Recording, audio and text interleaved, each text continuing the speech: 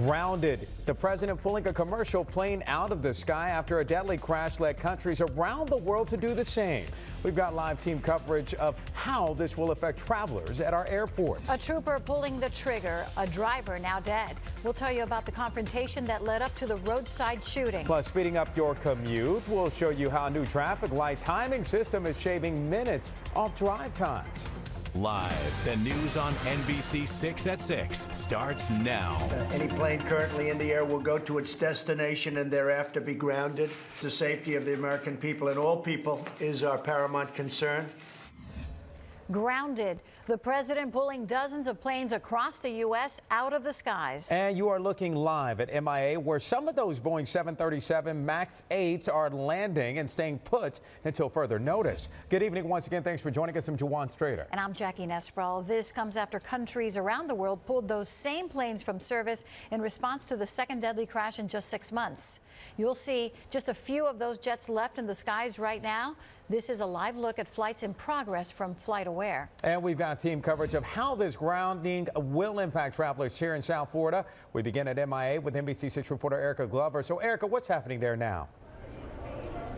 Well, Juwan and Jackie, right behind me is a long line of passengers who are trying to rebook with American Airlines. You can see right behind my shoulder that this line goes on and on. It curves right behind me.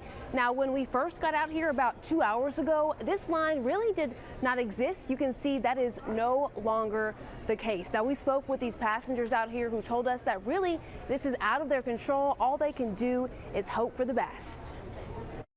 And it affects New York, it affects all the Caribbean islands because those are the planes that they fly, the 737s too. Wednesday's emergency order grounding all Boeing 737 MAX 8 and MAX 9 jets, causing confusion for some passengers taking off from Miami International Airport. So how does that affect me? I mean, hopefully our flight stays on time. The U.S. is the latest to join a growing list of countries banning or grounding the airplane across the globe. It's wildly frustrating and difficult for business travelers. You're stuck, and now we're trying to rebook. The decision comes in the wake of Sunday's Boeing 737 MAX 8 crash in Ethiopia. No one survived. There was also the Lion Air accident back in October. 2 major crashes like they just had, I think that warrants some research. American Airlines alone has 24 aircrafts affected by this immediate emergency order. This could impact roughly 90 of the carrier's daily flights taking off from MIA. They're scrambling to try and figure out how to rebook everybody, so the line's getting increasingly longer. Now, when we last spoke with officials with American Airlines here at MIA, they told us that they canceled 19 flights, but that they expect that number to increase. But again, that's just here with American Airlines here at MIA. Laura Rodriguez is in Fort Lauderdale speaking with passengers who are also feeling the impact. Laura, what are those flyers telling you? Well, Erica, to be honest, I'm not seeing a major impact here at Fort Lauderdale Hollywood International Airport. Right now, there's only one flight that's scheduled to arrive here in Fort Lauderdale from Houston, and that flight right now is more than 2.5 hours delayed. Unclear if it will take off from Houston and ever arrive here at Fort Lauderdale. At Fort Lauderdale Hollywood International Airport, there does not seem to be a logistical travel nightmare after the FAA grounded all Boeing 737 MAX 8 and MAX 9 aircrafts. On the info board, there are less than a dozen delays. 2 airlines operate the MAX 8 and MAX 9 out of FLL. Southwest has 34 MAX 8s in their fleet. United has 14 MAX 9s. As of Wednesday afternoon, it appears only United Flight 606 arriving in Fort Lauderdale from Houston may be affected by the ban. You know what, I'd rather be safe. Sherry Borelli is trying to get back home to Canada. Her WestJet flight was canceled, and she thought it was due to the FAA's announcement. A quick search showed the plane was a 737-800, not a 737 MAX 8. Regardless, she believes it was the right decision to ground the MAX 8 and 9 planes. I'm glad they made this decision, and you know what, if it takes us a little longer to get home, I'm happy. Southwest Airlines says they are immediately complying with today's FAA requirement. The company says their MAX 8 aircrafts account for less than 5% of their daily flights. And Southwest says they are offering flexible rebooking policies. They say any customer booked on a canceled MAX 8 flight can rebook on an alternate flight without any additional fees or fare differences within 14 days of their original date of travel between the original city pairs. Reporting live outside Fort Lauderdale Hollywood International Airport, I'm Laura Rodriguez, NBC 6 News. Thanks. And we're going to continue to cover this developing story here at NBC6 on air and online at NBC6.com. We'll have much more on the impact of this grounding coming up tonight at 11. Also breaking right now in Miami, police investigating possible human remains found. This is happening on Northwest 75th Street. The remains found inside of a home that was being demolished. Investigators say that it's too early to determine anything about the person who died or what may have caused their death. It's likely to be several weeks before those details are known. Cell phone video capturing a confrontation on the side of the road that ended with a trooper shooting and killing a driver. NBC6 reporter Marissa Bagg is live at the scene in Northwest Miami-Dade. Marissa, what can you tell us at this time? Well, Jackie, FHP is telling us that this all started when troopers tried to pull over a BMW here along State Road 7 last night, right around 7:30. There was some sort of confrontation between the driver of the BMW and an FHP trooper.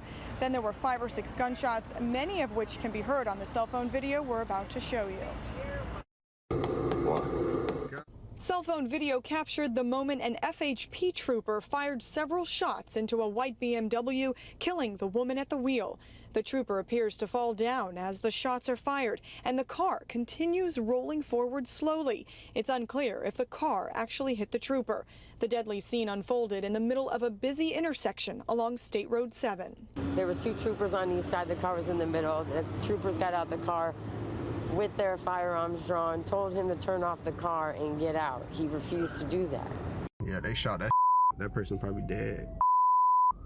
The cell phone kept rolling as the car came to a stop.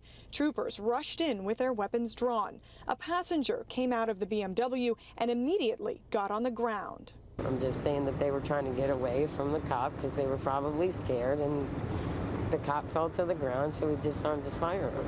Cell phone video from another angle shows what happened next. Law enforcement surrounding the scene and a trooper taking a male passenger into custody. The Florida Department of Law Enforcement is investigating and hasn't revealed the name of the woman killed or explained if the passenger was arrested. And we're at the very earliest stages of this investigation. It's very preliminary in nature. Again, FDLE is the lead agency in the shooting, as I mentioned earlier, with the assistance of the Miami-Dade Police Department and their crime scene folks. And investigators have not yet released the name of the trooper involved in all of this, and they also haven't explained exactly what led him to pull the trigger. Reporting live in Northwest Miami-Dade tonight, I'm Marissa Bagg, NBC6 News. Marissa, thank you. A North Miami police officer spent the last couple of hours testifying in his own defense. Jonathan Aleda told the jury in his trial that he felt he had to shoot in order to save a man. Well, it turned out, though, that one of the bullets he fired hit Charles Kinsey, a behavioral therapist who was trying to calm down a man with severe autism, Arnaldo Rios Soto, who was holding a toy truck. Aleda said that he believed that it was a gun. He told the jury about the moments that led up to the shooting. My heart was like pounding out of my chest, so I did what they taught me to do in the academy and my SRT school was take a deep breath. I took a deep breath, tried to line my sights. I had to take another deep breath because I had never been in a situation where I had to pretty much take somebody's life to save another one.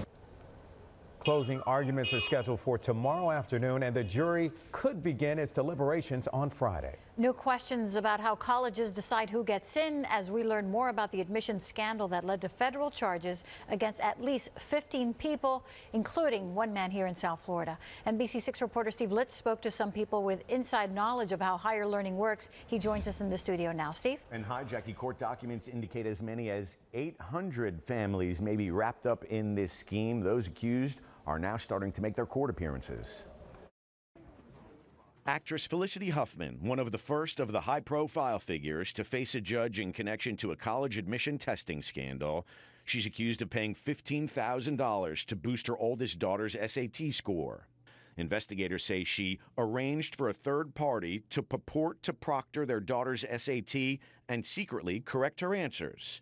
Miami Congresswoman and former UN President Donna Shalala critical of parents. But more importantly, the employees of the university, particularly coaches, were involved. Is just dreadful. The FBI says 8 universities in all unwittingly admitted students with phony athletic records or inflated test scores paid for by their parents' bribes. So my initial action was actually that I wasn't very surprised. Dr. Adrian Cooper is the provost at Florida Memorial University. The reality is if they didn't have the credentials to get into the school to begin with, they're not going to be successful in the school. And the status that you gain is actually from graduating from the school, not just from being admitted to the school. The alleged mastermind behind the scheme, William Singer, who told investigators parents paid him top dollar to pass their kids off as star athletes. College coaches are accused of accepting bribes for accepting students into their athletic programs, even though they weren't athletes.